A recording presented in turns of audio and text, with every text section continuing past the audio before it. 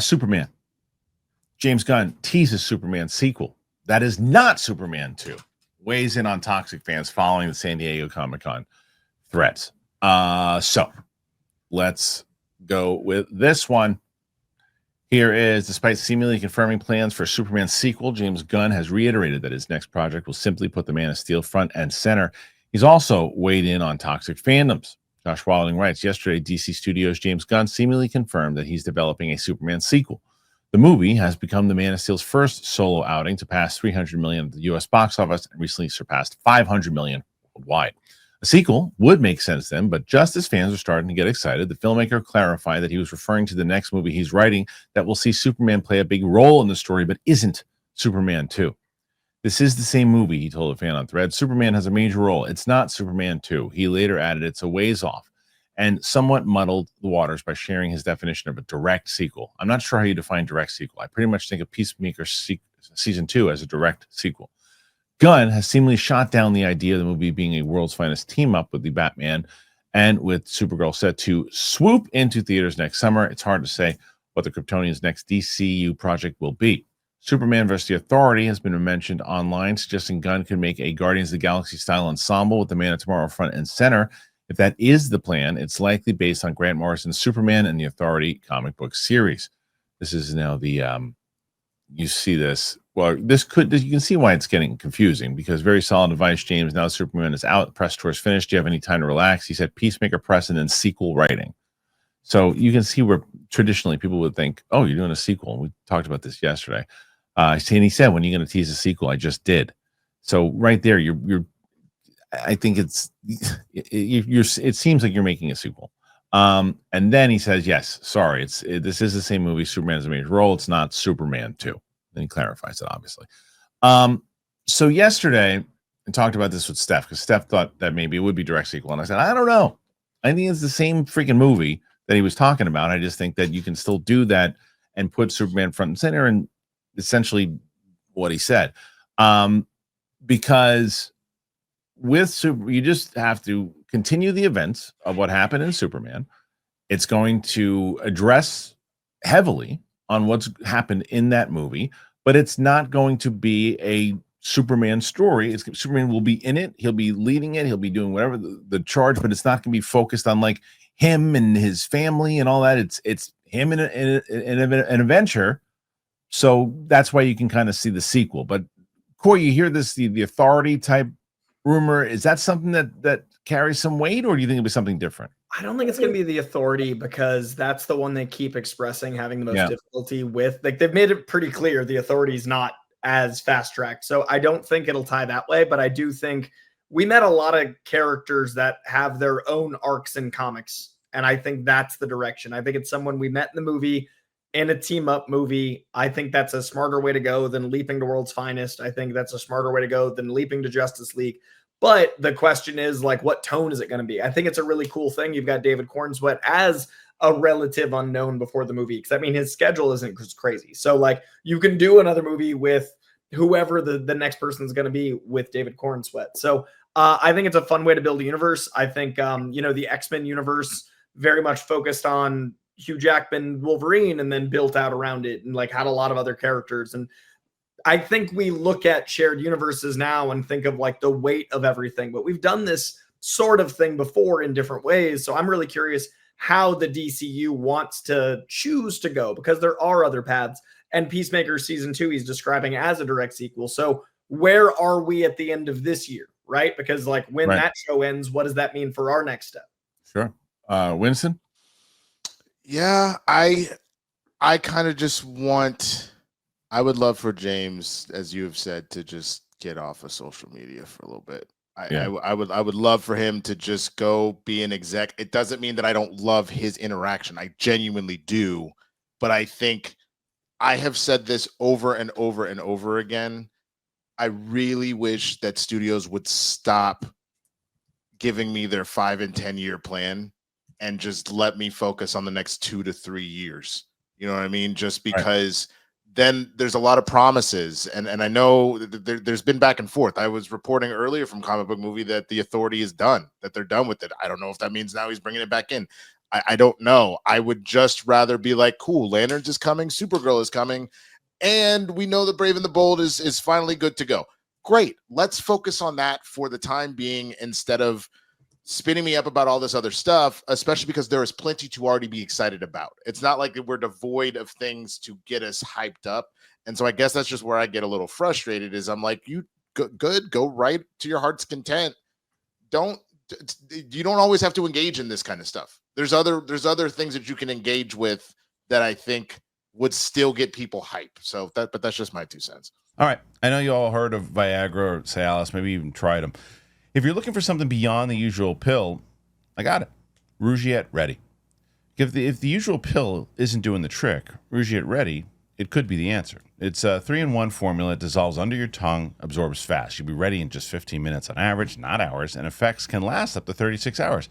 That means that you're going to stay confident, you're going to stay present, and in control when the moment is right. Getting started is super simple. Rougiette connects you with a board-certified doctor, 100% online, and if prescribed, your treatment ships directly to your door. Connect with a provider at rougiette.com/Kristian to see if a Rougiette-ready prescription is right for you. You can get the code Kristian to get 15% off today. Rougiette.com/Kristian. Use that promo code Kristian to get 15% off today. Head on over to rougiette.com/Kristian. Use that code Kristian to get 15% off today. Use the code to support the show, and so Rougiette knows that we sent you. Individual results may vary with prescription treatment. Compounded drugs are permitted to be prescribed under federal law, but are not FDA approved and do not undergo FDA safety, effectiveness, or manufacturing review. Please visit the Rougiette website for full safety information. I agree. I think he's on social media a little bit too much, and I think that even some of the stuff that he says, he's got to go back and kind of retcon some of the things that he says, and like, and I kept getting comments like, how do you not understand? You're a wrestling guy. You don't understand the canon stuff. No, the canon stuff was so confusing what he was saying. He's like, well, the stuff that you put in the previously on, and then certain things that they mention. But yeah, but if they mention something that happens in the Suicide Squad, then that essentially means all of the Suicide Squad. If those events happen, if they make the Rick Flag Jr. dying canon and that Peacemaker killed him, well, then that is all tied in to the Suicide Squad, which means that entire thing happened, which also means that Margot Robbie is Harley Quinn. And it means that all that other stuff that happened Will Smith, that was also canon because it ties in to that movie, which was mentioned. One thing was mentioned, which means all of that happened, which means everything is canon. So it's confusing. You can't just say, well, if they mention it in a scene, well, then that's the thing that's canon. But I think what we're going to get, because we've already speculated with Peacemaker about him using one of the helmets to dimension hop, I think that is how that will be explained. I have enough faith in that like Gunn has too much respect for the storytelling in comics and all that he wouldn't be the co-CEO of DC Studios if he didn't. I think he will address all of that, and that's the part we have to be patient. But that's also why I'm kind of like, announce stuff as we need to announce it. That's why, because then there is too much going off. And I think the other thing that can get kind of crappy about that is the more you build that up, you just leave more room for people to be disappointed if it doesn't go out the way that you were kind of laying it out in the first place. I agree. Coy, when it comes to the canon stuff, though, man, like, do you understand what I'm saying, though? Like, how it could be a bit confusing to, like, especially not even someone like me, but like just a person in general who's like, wait, so that stuff isn't kind of tied in? How does that work? I think it's tricky for me because I was raised on comic books, and in comic books, when you have a new writer, the writer kind of goes like, this is what I want to keep, this is what I want to get rid of, and they do that. Like, I'm used to narratives being, and I've described it as like a party, right? Like, if I'm at a party and there's 100 people at a party and I have a conversation with someone and then they go off and do their own thing, and then later on we talk about the party, they had a different experience. So my canon and their canon is different. Right. And that's how I read comics is if a writer wants to use certain elements, they can. But like, I think bone claws are the dumbest thing ever. Like, bone claws are dumb. Right. I don't consider Wolverine as having bone claws. Some writers do, some writers don't. So like, I see the way that James is doing this as very comic-y. But I've said before, like, some things work in certain mediums. I don't think Iron Man being Dr. Doom is going to appeal to people the same way as like a multiversal character in a comic book. So I'm curious about how that's going to translate to film. Just like with this, I'm curious how this will translate by doing a very comic thing. So I can completely understand where you're coming from, but where I have experienced canon events, like this totally makes sense to me. But if someone said it doesn't make sense to them, I won't judge them for it. I just go like, okay, but to me, it's comics. Okay. I mean, fair enough. I just think that that's hard to do when you're running a, movie. You're not running comics. Like I said, I haven't had the experience yet of what Peacemaker does with the day-to-day audience. Like we don't know how that's going to apply. And then I'm curious how people feel. But until the day-to-day audience feels that, I don't know what. Well, so let's say you're a Peacemaker fan, casual fan, and you just like Peacemaker, right? So let's say you just watched Peacemaker season 1. That's all you really know of this. You loved it. Can't wait for season 2 to come back. Season 2 comes back, and then they make reference to, because they've already said they're making reference to the fact that Rick Flag Sr. is going to be pissed off about Rick Flag Jr. So as a viewer now, you're like, oh, well, I want to see that moment. And then you go back and you watch it, and you assume that everything that just happened in that movie is now officially part of this whole DCU. Wouldn't you assume that, Idris Elba and Margot Robbie are part of this universe now too? If you were watching, I'm not talking about you. I'm not talking about the people in the comments like, oh, it's not that difficult. I'm talking about the casual viewer who just turns in and goes, oh, well, that's what they're talking about. That makes sense. I definitely think that is a thing that will happen, but I think we aren't making the movies as much for the casual viewer anymore, which is why we can go so comic-y visually and tonally. And like, if we can limit the budget and make it for the people that are ride or dies, and we can make it more like comics, then maybe that's a benefit of not trying to make it for everyone. You guys, Winston, go ahead. I was just going to say, Coy has a little bit of a point in that was one of the complaints that people had about Superman being like, yo, if you're a comic fan, you're going to love this. And they're like, we'll see how regular people take it. I mean, it crossed 500, it crossed 300 million here in the States alone. So that's not, but again, there's two different things what you're saying here, because Coy just said, you've got to be able to make, if you're going to make it for the fans, you got to bring down the budgets, you got to do that stuff. Sure. Superman and Fantastic Four did not do that. I understand that. Across 500 million, that's fine. It's not great. I'm focusing more on what Coy was saying about the idea of it being very comic-y. Right, so but had it not been comic-y, had it not been just for comic book fans, it could have crossed over more, no?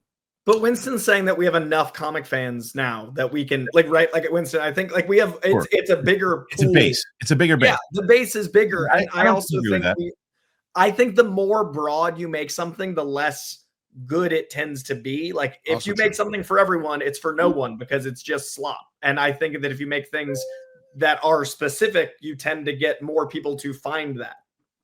I have a tendency to agree with that. There's this idea as well that if you try and stay in the middle, if you try and be, everybody's best friend, then you end up with like no friends, because you don't really put the time, the energy, the effort. Yeah, but that's a different.